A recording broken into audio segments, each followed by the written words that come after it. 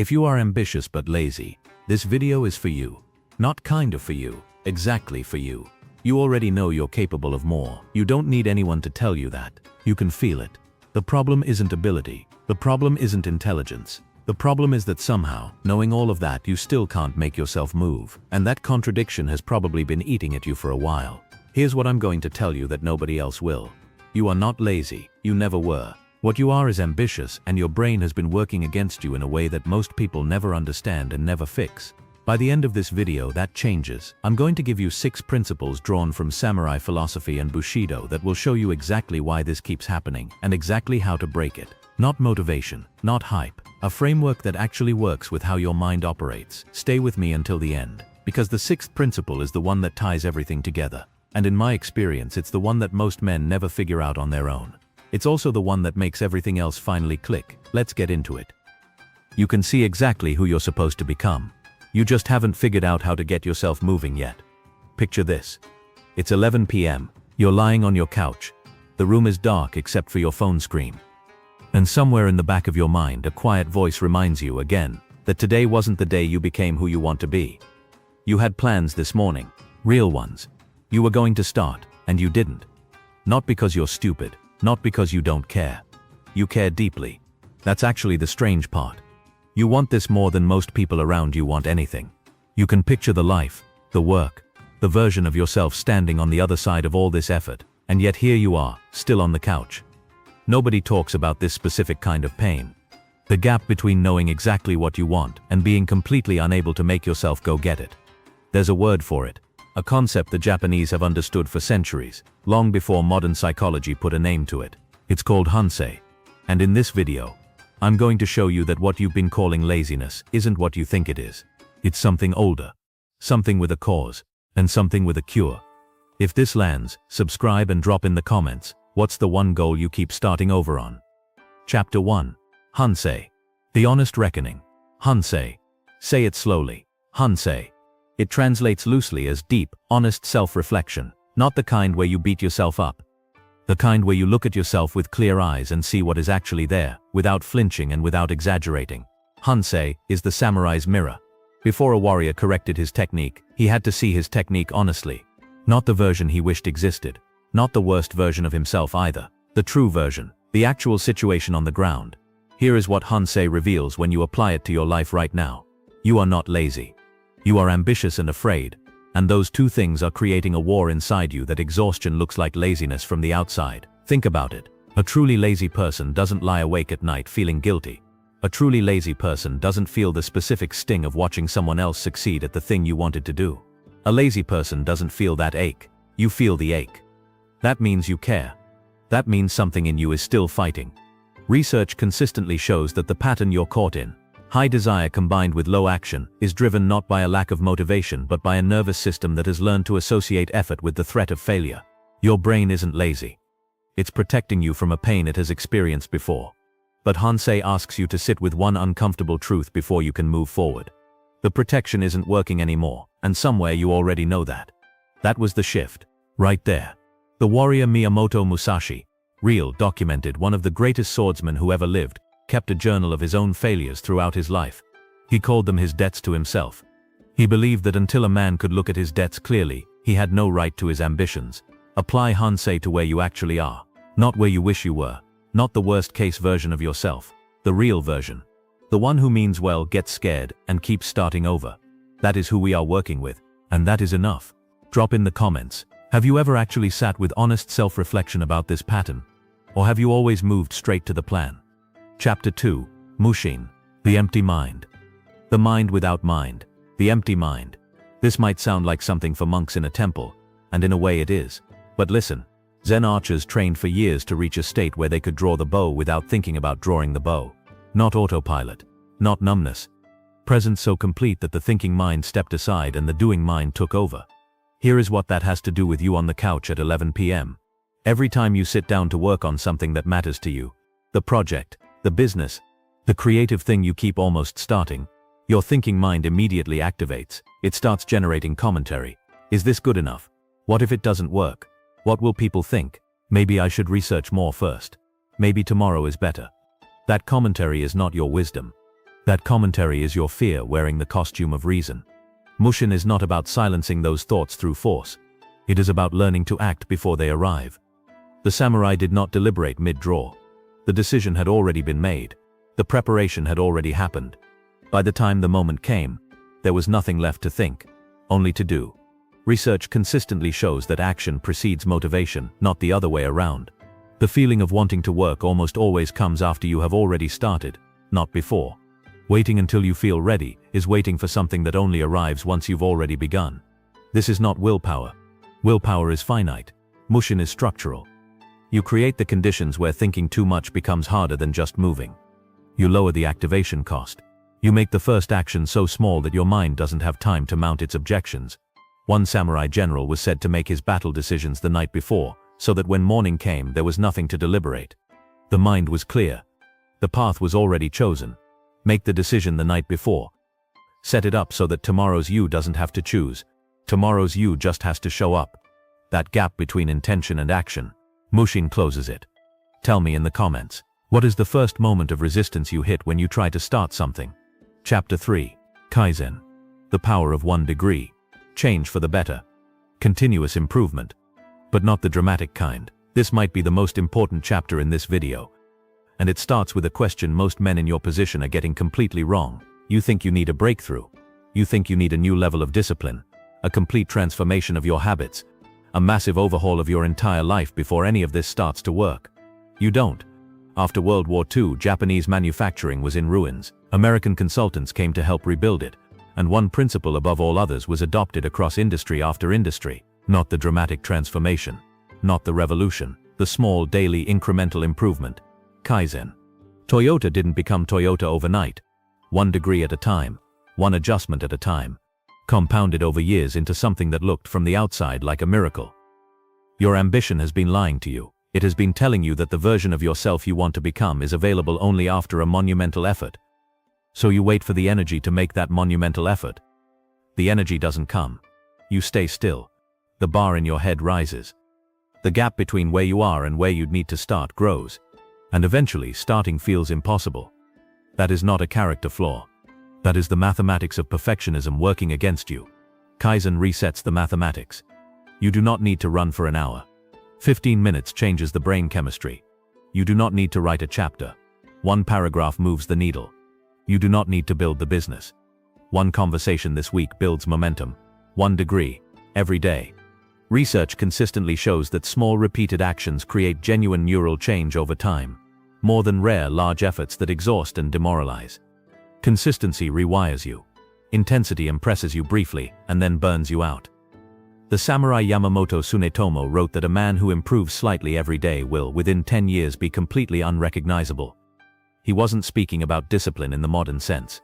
He was speaking about the quiet accumulation of small choices, made daily, without ceremony. You do not need to announce the new you. You need to become him. Quietly, daily, 1 degree at a time.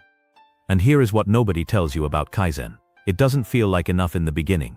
It feels almost embarrassingly small. That's the point. Small enough that your brain doesn't trigger its protection response. Small enough to actually do. And actually doing it is everything. The man who writes 1 paragraph every day for a year has a book. The man waiting for the perfect writing session still has an idea. Drop this in the comments. What is the smallest possible version of your goal you could act on today? Not the version you're proud of. The embarrassingly small version. Chapter 4. Giri. The debt you owe yourself. In samurai culture, Giri was the concept of duty, not as obligation imposed from outside, but as a debt of honor that lived inside the man himself. A samurai's Giri to his lord was total. But Giri also existed between a man and his own word, his own character. You have broken a promise. Not to anyone else. To yourself. Every time you said you would start and didn't, you made a small withdrawal from an account. The account of self-trust. The account of believing that when you say you will do something, you will actually do it. Most men never talk about this. But it is one of the most corrosive forces in the psychology of the stuck ambitious person. Because it's not just that you didn't do the work. It's that you told yourself you would. And you didn't. And now some part of you doesn't fully believe you anymore. That's what those 3 a.m. thoughts are about. Not the project, the self-trust. Giri asks a different question than motivation asks. Motivation asks, How do I feel about this right now? Giri asks, who did I tell myself I was? The samurai did not evaluate his duties based on how motivated he felt when he woke up. Duty was not conditional on mood. The warrior Usugi Kenshin, real, documented, one of the most respected commanders in Japanese history, was known for keeping his word absolutely, even to enemies. He once returned trade routes to a rival who was being economically strangled by others because he believed war should be won by the sword, not by cruelty. His Giri was not to convenience, it was to his own code. You have a code too. You may not have written it down, but you feel it when you violate it. Here is how you begin to repair the account. You don't start big. You start with the smallest promise you can actually keep, not the ambitious one, the honest one. I will spend 10 minutes on this today, and then you keep it. Research consistently shows that self-efficacy, the belief in your own capability, is built not through affirmation, but through actually doing what you said you would do, in small repeated doses. You talk yourself into believing in yourself by proving it, not by thinking it. One kept promise, then another. That is how you repay the debt. That is how Giri is restored. Tell me in the comments, what is one small commitment you could make to yourself today and keep before this video ends? Chapter 5, Zanshin. The remaining mind. The awareness that does not drop after the action is complete. In archery, in swordsmanship, in tea ceremony, the Japanese understood that how a man finishes a thing reveals his character more completely than how he begins it. The archer who lowers his bow the moment the arrow leaves has already betrayed his practice. The archer who holds his form, holds his focus, holds his attention even after the release, that is Zanshin. Here's why this matters to you.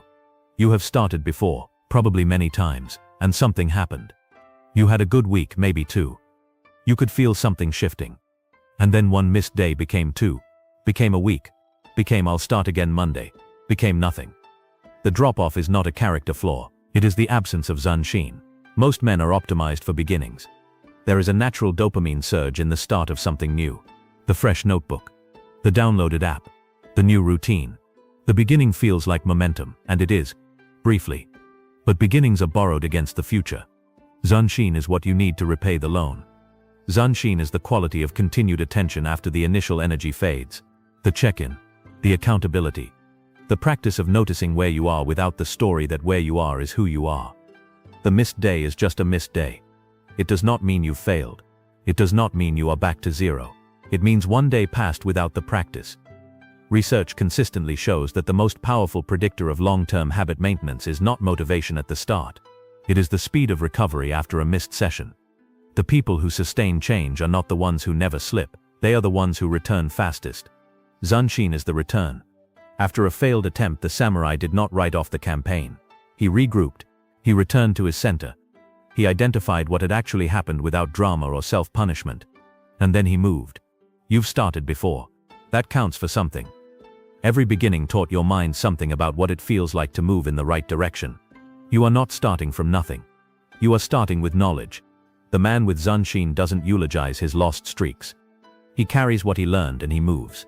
Comment below. What did you learn from the last time you tried and stopped that you haven't given yourself credit for yet? Chapter 6, Ikigai. The reason to rise. Your reason for being. The thing that makes getting up make sense. I want to be careful with this one, because Ikigai has been simplified in the West into a Venn diagram exercise. Find the overlap between what you love, what you're good at, what the world needs, and what you can be paid for. That is one version of it, but the older, truer meaning is simpler and more personal than that. Ikigai is not a career plan. It is a feeling. The Japanese fishermen who coined the word were not describing a business model. They were describing the reason their eyes opened in the morning with something other than dread. Here is the uncomfortable truth behind the lazy, ambitious man's psychology. Sometimes the ambition has become disconnected from the reason. You are chasing an outcome, the success, the recognition, the financial freedom, and somewhere in the chase, the thing that originally sparked the desire got buried. You are running towards something you no longer fully feel. That is exhausting, and your body knows it. The resistance you feel is not always fear of failure. Sometimes it is the signal that the path you've intellectually committed to has drifted from the thing that actually moves you. Ikigai is the recalibration, not a complete reinvention, not abandoning everything. A return to the original signal. Why did this matter to you before it became a goal? What did you imagine it would feel like to do this work? Not to have done it, but to be doing it. The samurai scholar Nitobe Inazo wrote that a man without a reason worthy of his sword will eventually fail to draw it. No matter how sharp the blade. Ambition without Ikigai is a sharp sword sitting in a scabbard. The hand never quite reaches for it.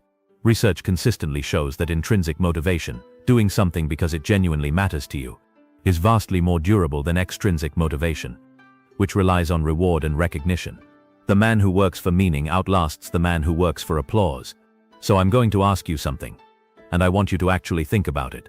Before the goal had a name, before it had a strategy or a deadline, what were you trying to feel? That feeling is your Ikigai. That is the engine. And when you reconnect the daily small actions of Kaizen, the self-trust of Giri, the recovery of Zanshin, when you reconnect all of it to that original feeling, something changes. Not immediately, quietly, like iron being heated, and then one day the shape is different. What were you originally trying to feel when this goal first mattered to you? Let's go back to the beginning. 11 p.m. Dark room. Phone glow. The quiet voice asking you again why today wasn't the day. You have that moment more clearly now than you did at the start of this video. It isn't laziness, it never was. It is a man who cares deeply, who has accumulated fear around moving forward, who has broken small promises to himself enough times that he doesn't fully trust his own intentions, who is waiting for a feeling that only comes after he starts. You have been carrying that for a long time, and you've been carrying it mostly alone. Here is what you now know. Hansei. See yourself clearly, without shame and without illusion. The man who can do that can change. Mushin. Stop thinking your way into readiness. Make the decision the night before and act before the mind has time to argue. Kaizen. 1 degree. Every day. Small enough to actually do. Done consistently, it becomes everything. Giri. Rebuild the debt of self-trust, one kept promise at a time. You don't believe in yourself by thinking about it. You believe in yourself by doing what you said you would. Zanshin. When you fall off, and you will, come back fast. The speed of return is the measure of the man, not the perfection of the streak. Ikigai. Reconnect to the reason, not the goal. The feeling beneath the goal. That is the engine that actually runs. The samurai did not become a warrior in one training session. He became one through the 10,000 unremarkable mornings he showed up and practiced while nobody was watching. You already know what you need to do. You have probably always known. The question that remains is whether today is the day you decide to stop waiting for the version of yourself who feels ready, and start building him instead. He's not somewhere ahead of you. He is what you become through the doing. Subscribe if this found you at the right time, and tell me in the comments, which of these 6 principles landed hardest for you today? Thank you for watching. See you next time. And as always, remember to stay in tune with your own mind frequency.